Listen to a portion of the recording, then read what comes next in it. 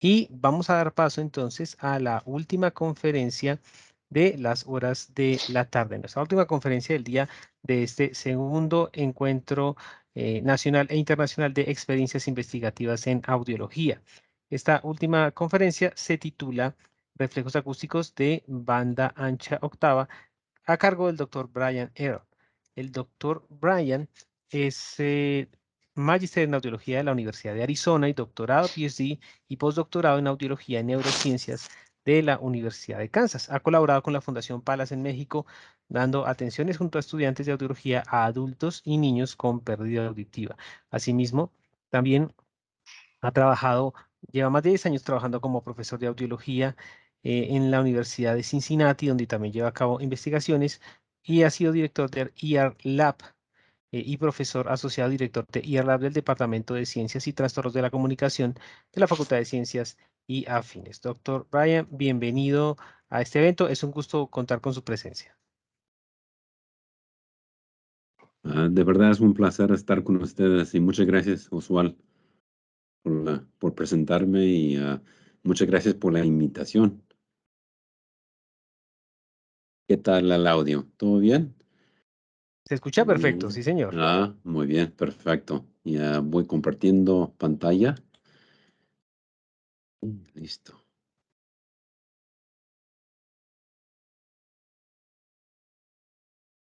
Muy bien, a ver. Así, ¿qué tal? ¿Cómo se mira así? ¿Bien? ¿O así voy a dar cambio, verdad? A ver, así mejor, ¿verdad? Ahora sí está perfecto. Ok, muy bien. Muy bien, así está bien, sí. Comienzo. Está perfecto, doctor. Muy bien. Bueno, una vez más, así, muchas gracias por la invitación. De verdad, es un placer de estar con ustedes. Me hubiera gustado estar un poco más antes, pero así las clases de este ciclo me tienen corriendo así de la oficina al salón de clases y a lo mejor ustedes sabrán, ¿verdad? Pero de verdad, un placer estar con ustedes y les mando muchos saludos de aquí de Cincinnati, donde ya se está haciendo frío algo, pero ah, de verdad es un placer estar en forma virtual con ustedes, así en Colombia. Cuento con varios colegas de Colombia, a quienes aprecio mucho, de parte de mi familia. Y bueno, así muchas gracias de nuevo a María Cano, la Fundación Universitaria, y Sandy, Paula y Mesa Martínez, así por la invitación y con la colaboración. Muchas gracias y de verdad es un placer estar con ustedes en este 20 de octubre. Estaba comentando del lado de familia, del lado derecho de la pantalla. Mi esposa es de México, así que cuento con familia de México. Nuestros hijos son 5, ya son unos mayores y otros siguen en la casa. Y de verdad, así son, ¿verdad? Sí, se saben llevar las carcajadas, pero sí, se portan bien a veces. Pero mi esposa sí nació en San Luis Potosí, de México, y se crió también en el estado de Texas.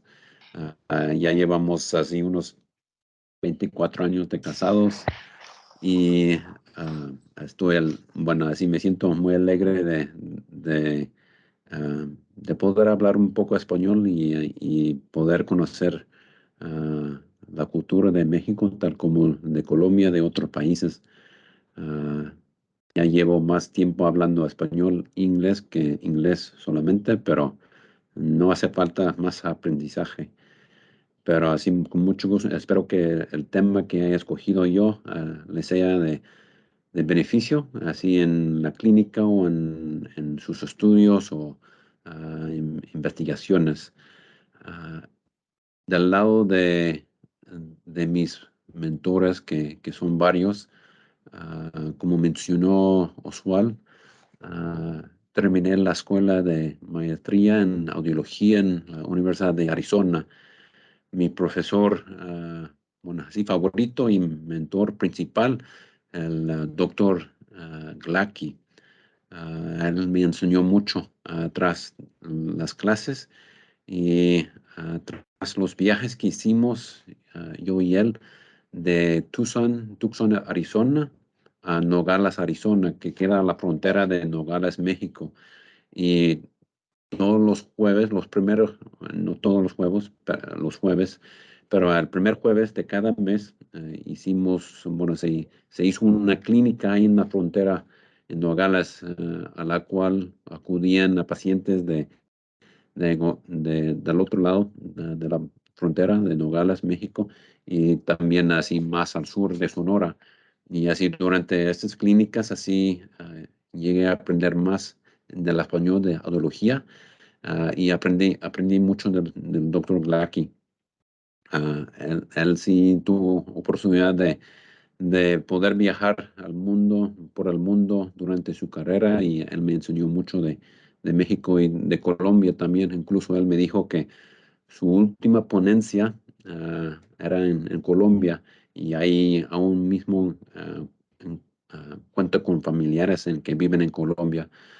Ah, Hoy me pongo una corbata que él me regaló, que tiene colores que me hacen recordar de Colombia.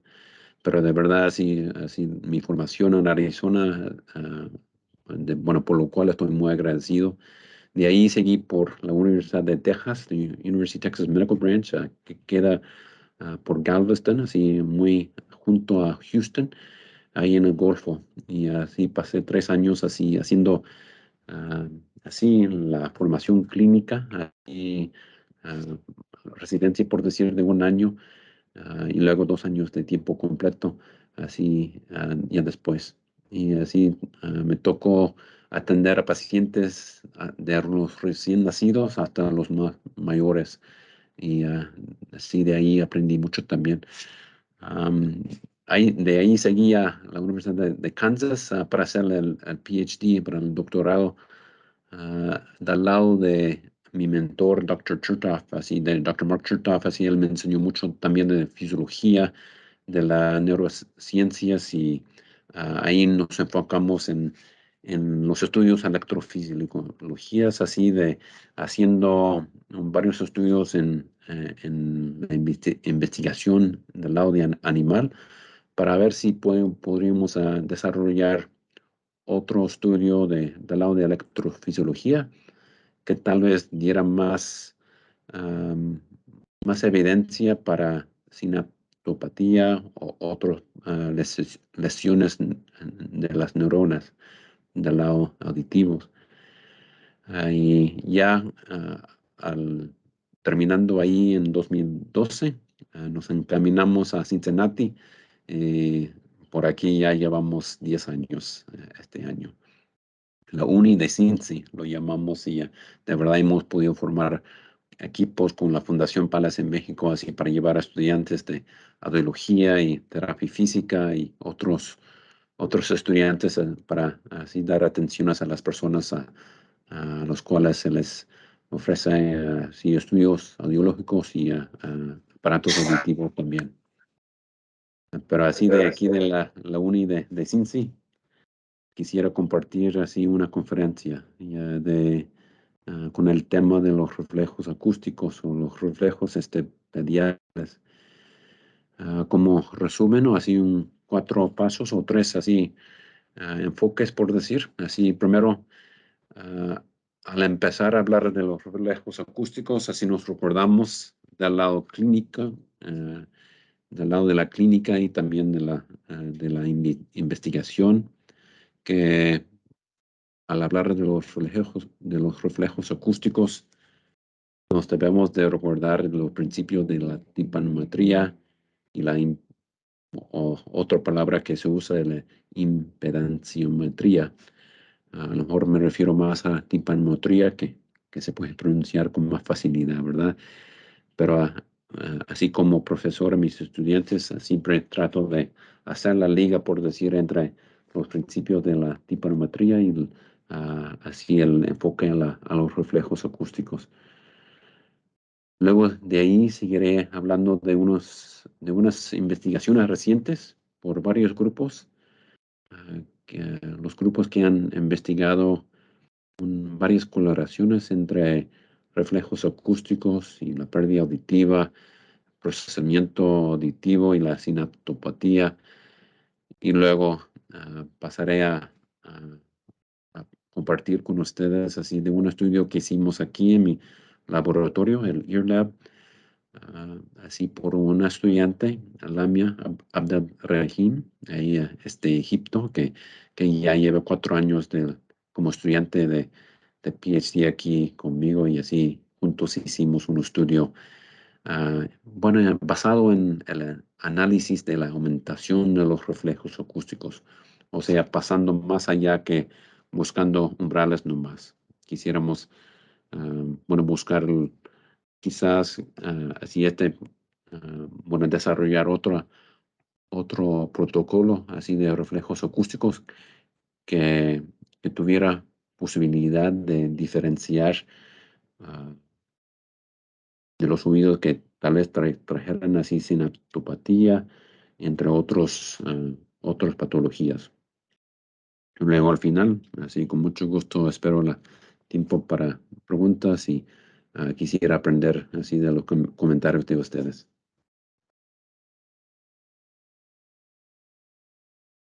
Y Oswald, así es que surge, pregunto algo antes del tiempo al final, por favor, avísenme. No estoy mirando el chat, pero así confío que a lo mejor usted, Oswald, está mirando el chat.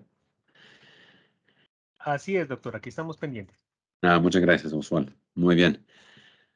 Muy bien, empiezo con así bueno, así que lo encontré en la revista Caseta Audio, así por Tania García.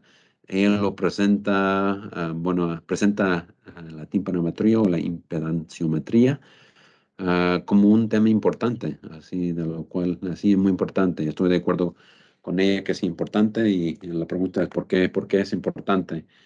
Y así, ¿por qué es importante que diéramos un sonido que, bueno, al parecer de unas personas que se hubiera como una cometa, un avión, pero muy fuerte al oído? En verdad, ¿qué valor tiene de, bueno, exponer a los oídos a un ruido tan fuerte? ¿O si tiene valor? Y cuál es el valor de hacer un reflejo que más o menos da un poco de estrés o para unas personas mucho estrés al oído? Ah, Unos así dirán que muy fuerte, ya no soporto más, pero así si nos fijamos bien a qué nivel llegamos o a cómo está ajustada nuestra máquina, así de verdad nos da oportunidad de saber un poco más así de el nervio auditivo de los pacientes, y saber un poco más del lado nu- de las neuronas, qué tal, cómo está el conducto o la vía al cerebro que lleva el sonido, ¿verdad? Pero así como mencioné, debemos de empezar recordándonos de los principios de la timpanometría.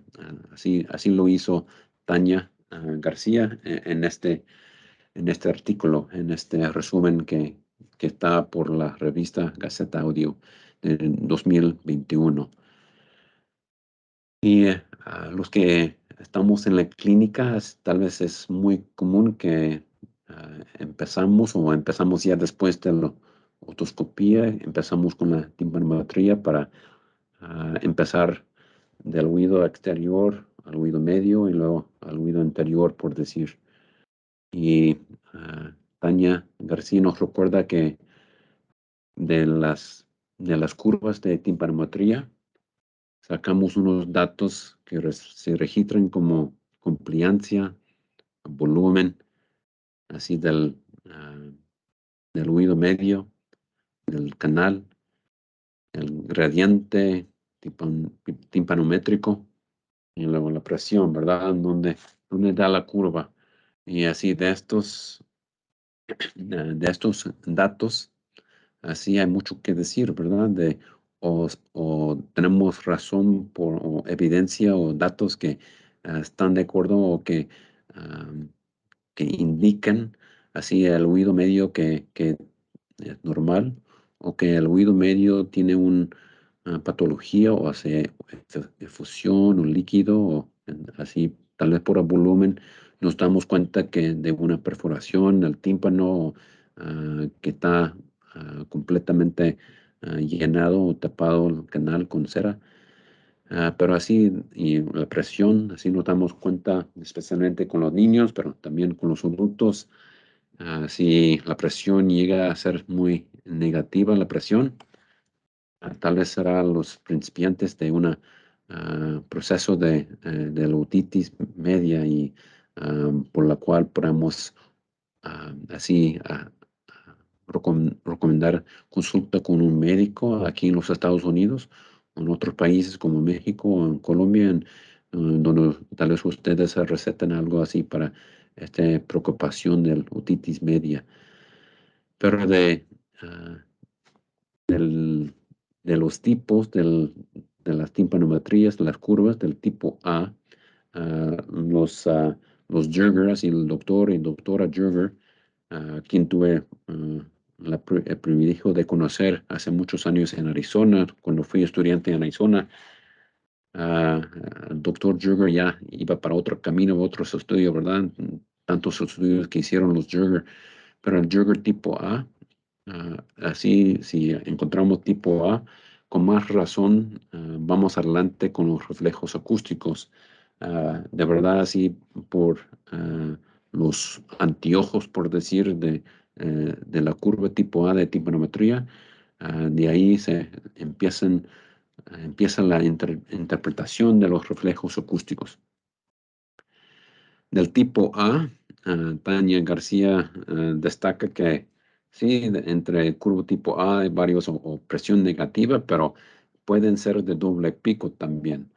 En más que 20 años como audiólogo, nunca he visto un timpanometría de doble pico, pero de verdad hace una semana o hace 2 semanas, uno de mis estudiantes me envió así por texto así estas dos fotos que él quedó muy impresionado que así que un paciente que se presentó y lo verificaron 2 veces que así basado usando el tono de 2026 hercios, así salió tipo A pero de doble pico. Y bueno, entendemos que tal vez así por el Eustaquio petulosa, que eso puede salir, o de otras, tal vez así el tímpano recientemente se haya sanado de una perforación y se encuentra monomérica. Y así, por esas razones, tal vez así vemos así un tímpano o timpanometría de doble pico. Am, basándonos en frecuencias más altas, así son más rutina de ver una timpanometría más compleja, ¿verdad? Que para 666 o 1000 hercios con los niños o para los adultos, si sospechamos otosclerosis, tal vez así vamos a encontrar varios picos, más que dos, ¿verdad? Pero así muy raro que este resultado sea para el tono de 2026. Y bueno, en transición o así basándome en este tema, vamos a volver con con el resumen de Tania García que ella presenta, pero quisiera brincar un poco o dar más énfasis en el porqué del tono de 2026. Y del lado de mi mentor de la Universidad de Kansas, el Dr. Chertoff. Así que, Dr. Chertoff, así les voy a presentar o compartir así las notas o de verdad las notas que él nos presentaba a los estudiantes, así en forma escrita, a todas sus notas y él lo hacía así en inglés old school, ¿verdad? Que él así los proyectaba en pantalla, pero él así nos enseñaba por sus escritos así como un científico muy clásico. Ya va para jubilarse el Dr. Chertoff, pero así de él nos recordó que nos debemos ah, bueno, que debemos de recordar cuáles son los principios de la impedancia, admitancia o la compliancia para entender eso antes de de hablar un poco más de los reflejos acústicos. Y para el Dr. Chertoff, él diría que todo que tiene que ver con la matemática o los formularios que describen así todo lo que hay de ver en el solo, bueno, el protocolo o el examen, por decir, de tiponometría. Hay mucho que ver por detrás del sondeo, por decir. Así que en estos formularios así vemos así unos siglos que reconocemos como frecuencia, M como más, la C es como así qué tan rápido corre el sonido en el aire y el pi, ahí está, que reconocemos, pero todos esos bueno, formularios o esos términos se describen el reactance, el susceptance y esos componentes de impedance y admittance. Y él nos llevó al Dr. Chutaf en clase de, bueno, a la pregunta. Él quería que subiéramos como estudiantes por qué usamos el 226. Muy raro que nos quedamos en 226 o en unas máquinas 2020, no digo 220, pero 226.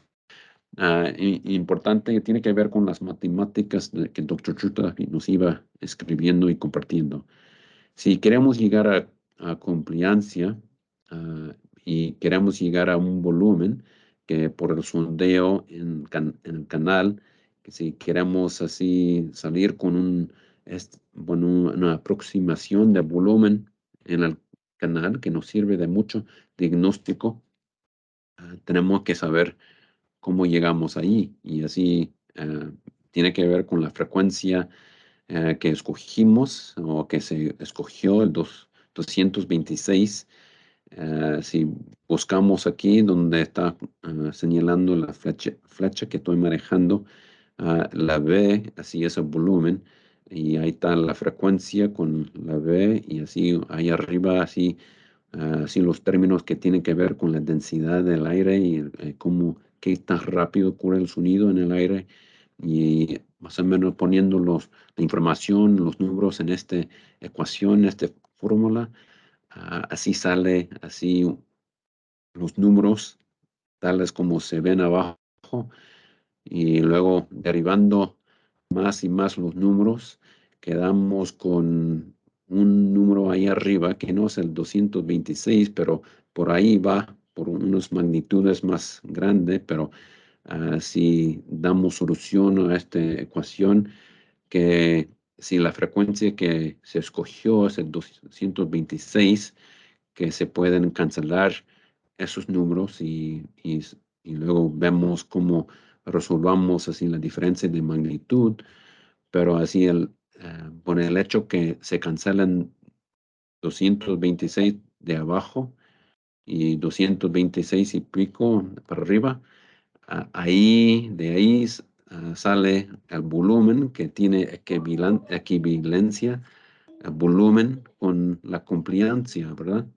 El volumen de la cavidad en mínimos, así se equivale a mililitros y así de ahí, así es la equivalencia de, de verdad una compliancia del cual así entendemos o indica el volumen. De verdad, nuestro timpanómetro no saca el volumen principal, pero hace así este tipo de derivación para darnos el volumen de la cavidad, ¿verdad? Del canal.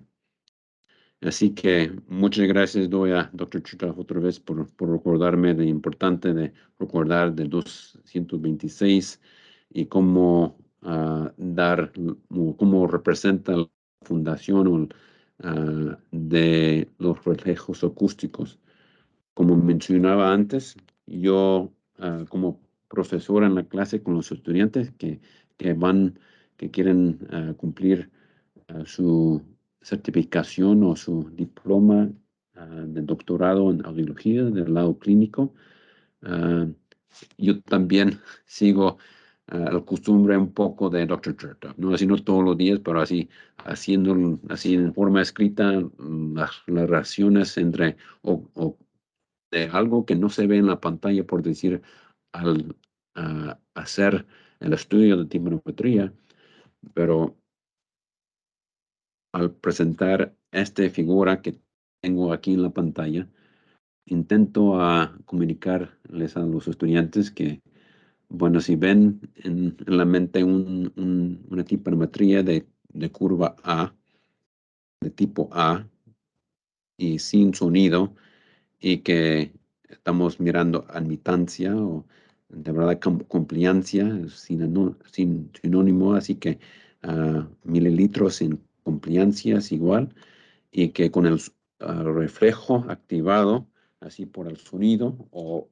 sea en el mismo canal o el canal del otro lado, de contra, así lo que registra la máquina y lo que interpretamos como un cambio de compliancia, de verdad, a lo mejor así lo que represento aquí es mucho el cambio, pero en la máquina así está registrando los cambios en compliancia y dándonos las curvas, por decir, de los reflejos acústicos, de los cuales interpretamos como del lado clínico para llegar a un diagnóstico, ¿verdad?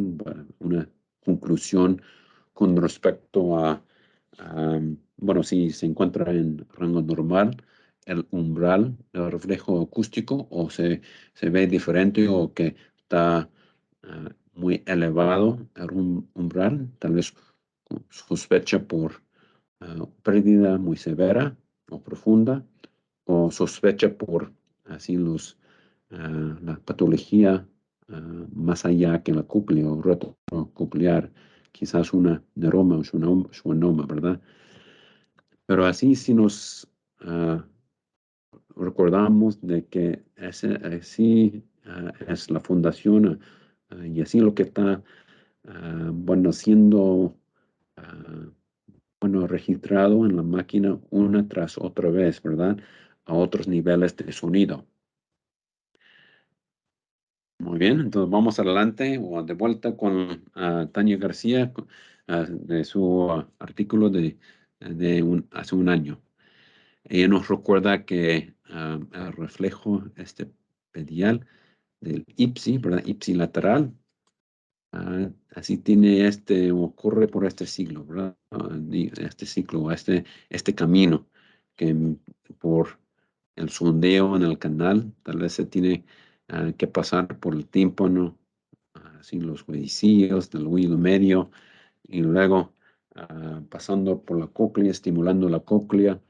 Así sabemos que en las células ciliadas internas, tal vez ah, las células ciliadas internas, sabemos que hacen sinapsis, así con las neuronas, las dendritas del nervio auditivo, ¿verdad? El par craneal, como lo describe ella. Así el par craneal número 8, y de ahí corre por el núcleo coclear, llega al complejo olivar superior y ya por vuelta o para dar vuelta al, al oído medio por el par craneal número 7 y por las neuronas eferentes, ¿verdad? Y así por las neuronas eferentes se activa el reflejo, se hace la contracción de los músculos, ¿verdad? Y con el stapes, ¿verdad? Este pedial, así, por eso, por el nombre, ¿verdad? Al lado contralateral, así sabemos que nos da más información, más idea de cómo están las neuronas que pasan de un hemisferio a otro, ¿verdad? Pero así el 8, el cráneo, el nervio cráneo, el número 8 muy importante, y se está activando del otro lado por así el par craneal número 7 también. Ah, el complejo olivar superior de los dos lados por ah, más o menos así están involucrados en este ciclo, este circuito, por decir, del reflejo acústico. Y así va el protocolo del clínico, ¿verdad? Tal vez la mayoría de los audiólogos así completan comprueba, la prueba o el protocolo de reflejos acústicos. Si no, ojalá que sea de un resumen, un repaso para unas personas. Pero sí, vamos a presentar varias frecuencias de sonidos de frecuencias diferentes. Es más común los tonos de 500, 1000, 2000 y en unas clínicas 4000, ¿verdad? Y queremos saber si estas condiciones y más o menos caracterizar a qué nivel está respondiendo el reflejo acústico, a qué nivel lo estamos mirando y lo tomamos como umbral del reflejo, ¿verdad? Y como estaba comentando, basándonos en los tonos de estas frecuencias que mencioné hace ratito, así es más común. Pero el equipaje con el cual contamos muchos de nosotros en muchas partes del mundo, o es el GSI Timstar, así muy común, o el Interacoustics Titan, muy común también. Um, Ahí mismo en este equipaje que ya lo tenemos en la clínica, tienen así más capacidad que solo tonos, ¿verdad? Y ahí voy con el tema de ruido de banda ancha o banda octava. Pero ahí vamos al tema. Pero estamos mirando estos circuitos de las neuronas y formando una impresión del clínico y dando más información diagnóstica. Y ha pasado, bueno, ya que nos recordamos de los principios, quisiera seguir con el siguiente paso, el segundo enfoque de mi conferencia, es de repasar o dar un resumen de varias investigaciones. De este lado de investigación o este uso de los reflejos acústicos, me sé muy poco y de verdad no tengo experiencia clínica, puro de los libros o de las informes de investigaciones. Me he informado un poco de cómo se usan los reflejos acústicos para la programación de implantes cocleares, ¿verdad? Y de este artículo de 2019 de este equipo, de Weisbluth, del Valle y Toro, así se muestra que por los electrodos o como por los electrodos se puede conectar hasta el GSI Timstar, ¿verdad? Y desconozco cómo se conecta a los electrodos, pero así están más o menos así comprobando cómo están respondiendo, bueno, cómo se está mirando reflejo acústico, que no es acústico, ¿verdad? Un reflejo que es así una bueno, energía de electricidad, ¿verdad? O así por los electrodos, que sabemos que no es energía acústica, pero que sabemos que los pulsos de los implantes muy cortos y así de pulsos eléctricos, ¿verdad? Y así estos científicos, estos médicos, así muestran con círculos de color rojo que donde se están registrando por el electrodo, varios electrodos, así un reflejo o como una activación, un contacto, por decir, con el audionervio, como un señal pronóstico positivo, ¿verdad? De buena información. Um, los autores nos recuerdan que así no se ven como los reflejos acústicos que para los clínicos o para los ah, que están en la clínica, que han visto que no son tan picosos, por decir, no son un solo pico así de, ah, así más anchos, ¿verdad? Los reflejos acústicos, pero lo que está generando estos reflejos acústicos son los pulsos, ¿verdad? Por eso se miran diferentes los reflejos. Pero de esta forma se informa así el equipo que está programando el implante coclear. por la declinación, reflejo que ven. Otro grupo de Pérez Villa y otros en México, así publicado en Acta Otorrinolaringóloga Española en 2014. Ellos, entre otros científicos de antes, así, bueno, presentan la pregunta o la hipótesis así de comparar, que si comparamos el reflejo acústico que se registra para ruido de banda ancha y los reflejos acústicos de los tonos. Este es el SPAR, ¿verdad? Esos siglos de SPAR, así representa esta correlación o este contraste entre reflejos para tonos, reflejos a ruido de banda ancha. Con la pregunta si es que se pueda más o menos diagnosticar la severidad de la pérdida. Y tiene mucho que ver o de mucha importancia para basarnos en los protocolos que nos ayudan a entender más la severidad de la pérdida auditiva en los niños, ¿verdad? Como ven en el título de pediatra. Si nos basamos en, en las potenciales evocadas de tronco cerebral, así podemos dar una aproximación de los umbrales, pero así este grupo, como los otros en el pasado, investigaron si o no se pueden distinguir entre algo de pérdida auditiva de severa a profunda. La conclusión a lo que llegaron, así según las figuras al lado, por aquí, que así con mucha confianza pudieron detectar audición normal o como al final así dan la conclusión que ellos encontraron evidencia una vez más de que si forma tamizaje, por decir, o separa un grupo con audición normal de los grupos con algo de pérdida auditiva.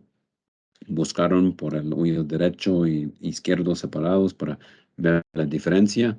Y aquí en las otras figuras, unas dos figuras más que presentan, así distinguen entre audición normal y pérdida auditiva, y así como muestran con el porcentaje diferente que sí sale con más especificidad o sensitividad así de esta diferencia, ¿verdad? De que la predicción y la confirmación, ¿verdad? Que la predicción se hace con la audiometría, ¿verdad? A los que participaron en el estudio son para los cuales tuvieron audiometría y así es la predicción y la confirmación. ¿Cómo está la confirmación del lado del reflejo acústico de SPAR en este contraste? De verdad, así de una confirmación, así mayor porcentaje para detectar o confirmar audición normal, pero de cierta capacidad de detectar la pérdida auditiva. Tal vez los que hemos visto en la clínica, que sí, los que tienen la pérdida muy profunda, según la audiometría, no esperábamos ver los reflejos acústicos. Y así nos dan más información haciendo los contrastes entre, claro, audiometría y los umbrales de los reflejos. Los niños no vamos a tener tanta información, ¿verdad? Y por eso buscaron más. Otros dos estudios más, así para repasar, por Saxena, así de 2015, de este grupo de Canadá.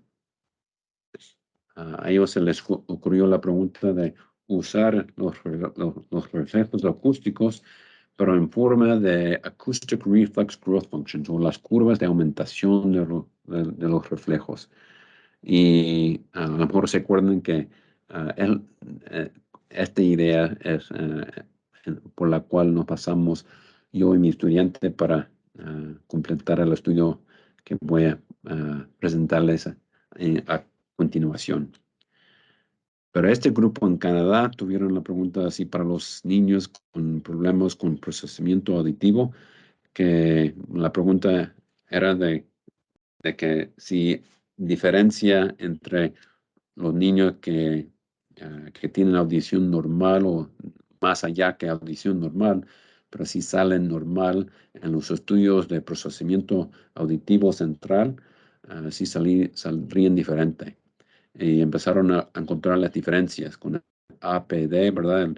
El desorden de procesamiento auditivo, que quizás, como indica aquí, que uncrossed y crossed, ¿verdad? Que uncrossed son los reflejos ipsilaterales y el crossed así los reflejos contralaterales.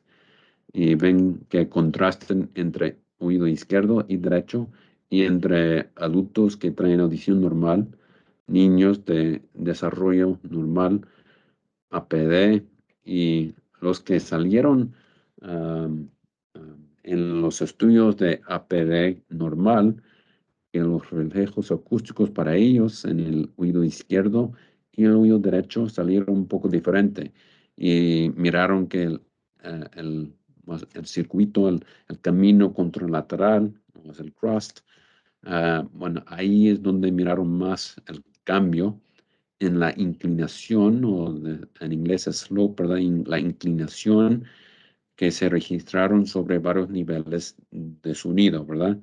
Están usando los tonos 500, 1000, 2000 de las dos formas, lateral y contralateral, pero están mirando diferencias, ¿verdad? Entre así más los contralaterales, reflejos contralaterales, y analizaron más el slope, ¿verdad? En la inclinación, y ven así la diferencia entre los tonos y que al decir o en lo que parte de sus conclusiones es que, bueno, indican o que sugieren que tal vez así basándonos en un protocolo de los reflejos acústicos que en forma objetiva comprueba así el audionervio que forma el base de procesamiento auditivo más central, ¿verdad?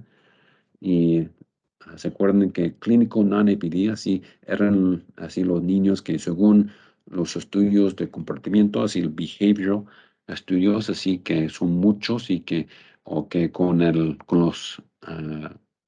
las palabras en fondo de ruido o con las palabras que se pronuncian muy rápido, así varios estudios que sabemos que forman el protocolo de APD, que tal vez nos diferencien para unos niños, los oídos que los niños lleguen con dificultad o en la clase o escuchando en situaciones muy complejas. Y así yo y mi estudiante Lamia sí nos dimos cuenta de este artículo y así empezamos a pensar que, bueno, ¿qué tal para la sinaptopatía y otras dificultades más ahí, bueno, más por la periférico, ¿verdad? Que tal vez tiene lugar para el diagnóstico con el procesamiento central o hay preocupación de la capacidad de este procesamiento, tal vez nos ayuda. Pero ya pasando a sinaptopatía o lo que antes se llama neuropatía, ¿verdad? Cocleoneuropatía, que el grupo de Lieberman y Kujawa y Valero, Hancock y Lieberman aquí han investigado pero bastante en estos 12 o 15 años, desde, o quizás unos 3 años, desde 2006, 2009, cuando publicaron así sus investigaciones en los ratoncitos, así que están expuestos al ruido, qué pasa a sus sinapsis, qué pasa a los neurones, aunque se encuentran normales las células ciliadas externas después del ruido, según las misiones autoacústicas, se empezaron a caracterizar unas patologías más del lado de las neuronas, así después del ruido que hace que cambie los umbrales de forma temporaria, no forma permanente.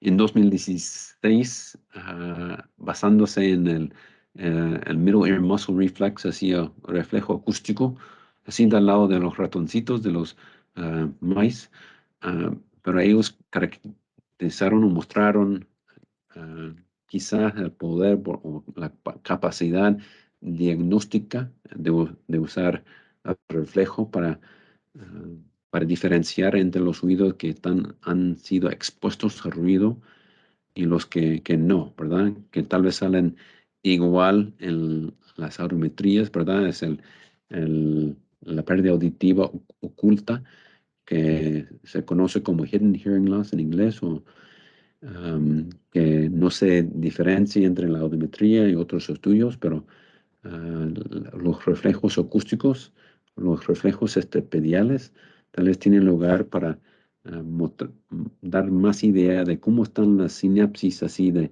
las neuronas con de las células ciliadas internas.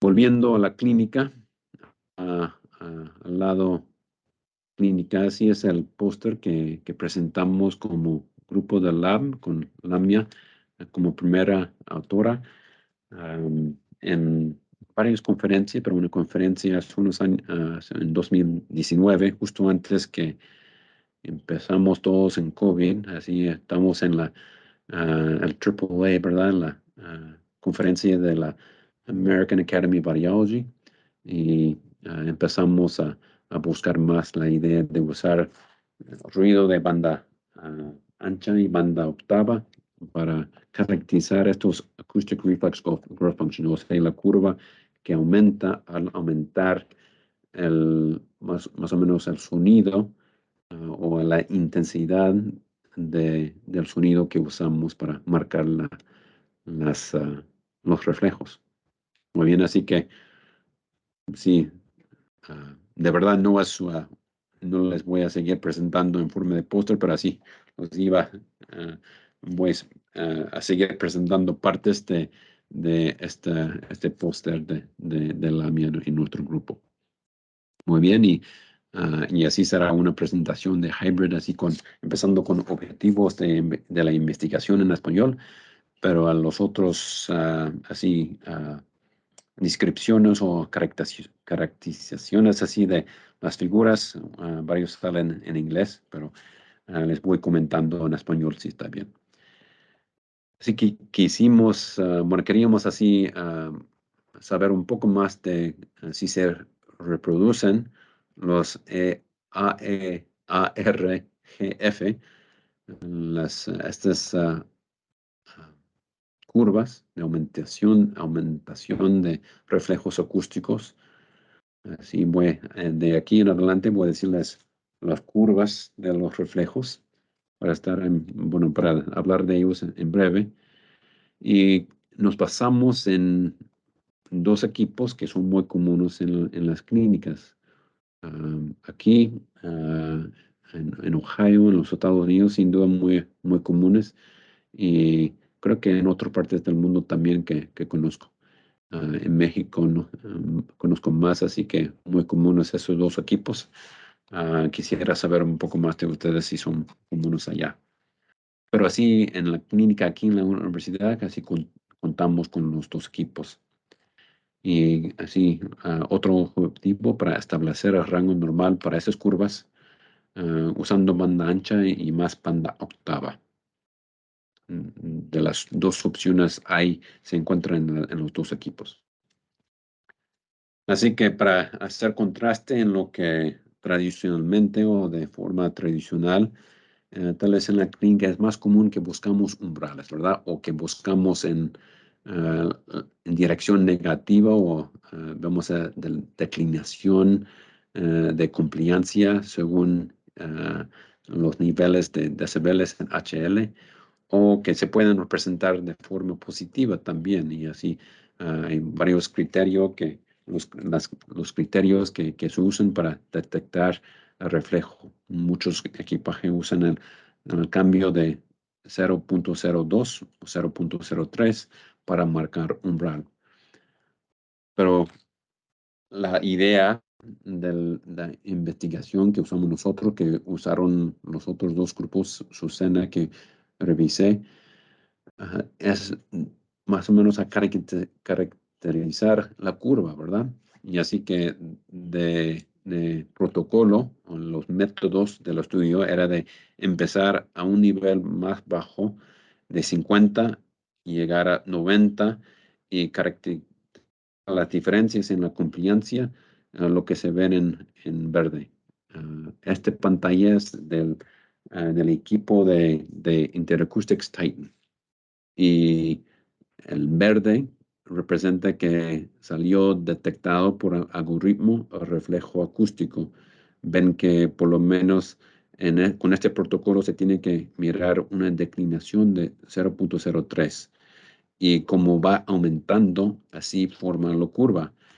Y les invito a ver bien así cómo están así identificados las líneas aquí. Aquí arriba son los tonos, 500 a 4000, ¿verdad? Y así los umbrales, justo es mi oído que a 80 ya marco un reflejo. Ah, al NB es el narrowband o banda octava, centrado en 1000, 2000, y ven que en mi oído, el mismo oído que marca el reflejo para varios sonidos, así hasta 10, hasta 15 decibeles menos, ¿verdad? Marca más y en varios sonidos aumenta más. Y así que hicimos este contraste.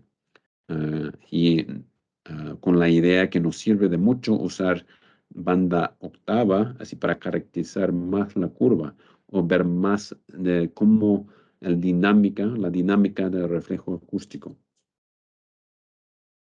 Ahí está el famoso Timpstar y Titan, así que usamos aquí y se encuentra muy comunes en las clínicas por el mundo. Caracterizamos qué sale del sondeo cuando se hace el protocolo. Y así es el GSI al lado izquierdo y con el Titan al lado derecho. Ahí están los 226, el tono, y luego el low band noise, así es el tono filtrado, así con más énfasis en frecuencias bajas, y luego high band noise, así que se llaman GSI, así que ven en rojo cómo está enfocado el ruido ahí de high band.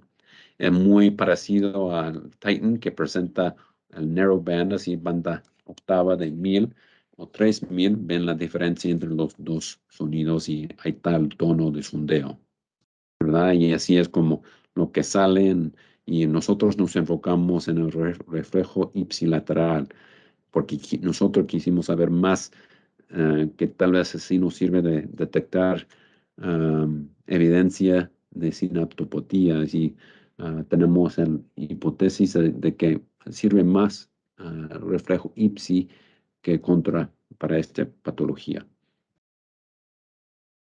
Y así íbamos caracterizando cómo se reproducen, ¿verdad? Entre varios oídos, así de 5 participantes, se hicieron los estudios una tras otra vez, ¿verdad? En unos oídos más que 7 veces diferentes, pero quisimos saber entre un paciente cómo se reproduce entre una visita a otra visita. Y así ven que así son 5 participantes indicados en colores diferentes y así unos así marcan la curva y a la línea así tachada, así es más o menos los criterios que marcamos el umbral. Así que en esta línea azul de aquí para arriba sería marcar la curva empezando allí y llegando a 90. Encontramos que la mayoría de los participantes podían soportar hasta 90, hasta 95 no tantos. Así que bajamos al límite 90 y así marcamos o así caracterizamos así las curvas para los reflejos, para el low band y high band. Y la figura aquí al lado derecho nomás representa cómo es la variabilidad o cómo varían entre una persona. el mensaje o lo que nos indicaba esta figura es de que a intensidades más fuertes, menos variación, menos variables. Así que ahí estamos dando detalles al rango normal entre participantes. Para otro enfoque era con la participación de 3 personas, de comparar del TeamStar, del GSI TeamStar, así el equipaje de este marca y con el Titan, así protocolo semejante, así el low band, así como es casi equivalente a 1000 y a high band como 3000, ¿verdad? Y entre un participante, así marcamos la diferencia y con la esperanza o con hipótesis en que si están los dos calibrados, los dos equipos calibrados, esperábamos ver resultados muy semejantes, ¿verdad? Ojalá, como bueno fuera que cambiando de marca del equipaje no hace la diferencia en el diagnóstico. Para participante número 2, así unas diferencias, ¿verdad? Que tuviéramos que ver un poco más. Y participante número 3, que estamos marcando un poco diferencia entre el equipaje aquí en el mismo día, ¿verdad? Que tuviéramos que saber más o menos cómo es el rango normal, que es un cambio significativo o no, ¿verdad? Y así como otro objetivo, así íbamos para establecer el rango normal, ¿verdad? Así que muchos oídos se hicieron estudio tras estudio, así comparando estas dos opciones. Y así son todos oídos, son todas personas con audición normal, ¿verdad? Y entre estos oídos encontramos una variabilidad, una variación así según nuestro parecer, así bastante variable en este estudio principante, ¿verdad? Que vamos acumulando más datos, así de más personas, pero estos representan nomás un solo deviación standard deviation de uno, ¿verdad? Que sí marca así un rango algo amplio de compliance que está cambiando. Sino más otra vista poniendo juntos los datos, comparando 1000 a 3000 y vemos que así ahí se parecen en muchas formas, pero al 3000 así por los promedios, un poco más cambios de compliance, pero así del lado estadístico no tuvieron diferentes así con estadísticos significativos, ¿verdad? Que muy semejante a la curva. Pero así nos íbamos informando cómo se va a mirar esta curva. Si esta es la curva para oídos normales, hay oportunidad de poder detectar los oídos que o tienen patología de sinaptopatía o otras patologías del lado de las neuronas que tal vez marcarían otra inclinación o más rápido la inclinación o que no subieran tanto como curva y así vamos para el estudio doctorado de Lamia y va a buscar a otros participantes que han sido expuestos a más ruido o tienen los síntomas de dificultades a entender el habla en fondo de ruido. Bueno, así dando fin, ya voy terminando la conferencia, pero así en las estadísticas, algo que salió, que describo aquí en inglés, de que, bueno, basándonos en el ruido de banda corta, ven que los umbrales así van por 78, 72 en vez de 85, 86. Así que esa diferencia era significativa al lado de las estadísticas. Tal vez así nos dan más oportunidad de registrar un reflejo acústico si nos vamos a basar en solo buscando umbrales. Así tal vez así encontramos los reflejos acústicos con más facilidad usando esta otra opción que hay, que se encuentra en nuestro equipaje.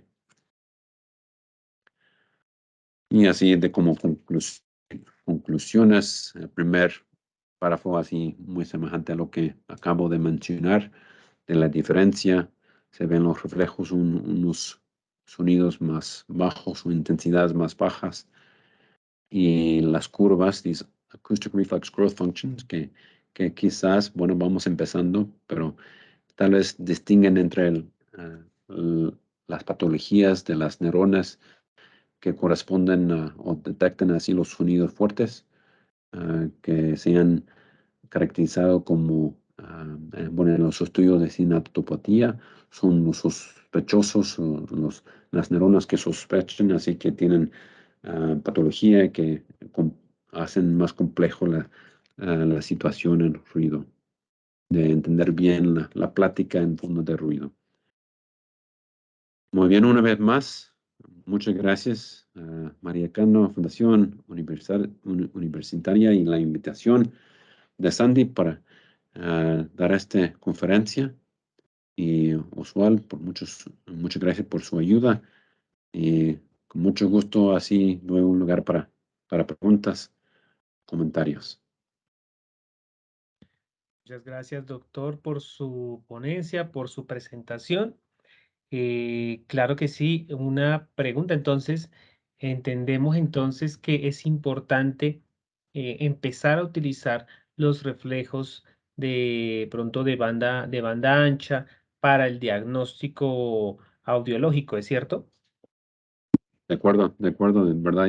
Y es más común de usar de banda ancha, ¿verdad? El broadband, ¿verdad? Que esos tienen más historia, por decir, en la literatura o en la clínica, pero así contamos con la de banda octava, que tal vez nos informa más específico, así de la diferencia entre las frecuencias o bueno, las regiones de la cóclea, ¿verdad? O las neuronas. Es cierto. ¿Hay alguna diferencia también para utilizar este tipo de reflejos en población pediátrica? Bueno, sí, buena pregunta, y de verdad todos los participantes nosotros eran los de edad de universidad, y puede ser que igual que los estudios que se han hecho en la población pediátrica de banda ancha, que tal vez ah, que tal vez soportarían más así los sonidos de banda octava, los niños, que los tonos lleguen a ser muy fuertes, y de verdad unos estudios indiquen que tal vez mejor no poner tanta volumen, tanta intensidad en los oídos de los niños, ¿verdad? Entonces tal vez sí tiene lugar, pero así de las investigaciones no hemos hecho nosotros.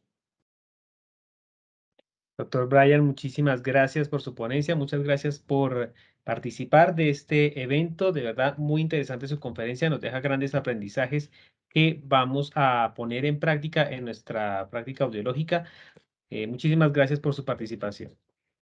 Es un placer, usual. Un placer estar con ustedes. Muchas gracias. A todos los participantes, muchísimas gracias por haber participado en este segundo encuentro nacional e internacional de experiencias investigativas en audiología. Cerramos con broche de oro esta presentación con el doctor Brian Earl, y nos vemos en una próxima oportunidad. A todos, muchísimas gracias por su asistencia. Nos vemos en una próxima oportunidad. Muchas gracias.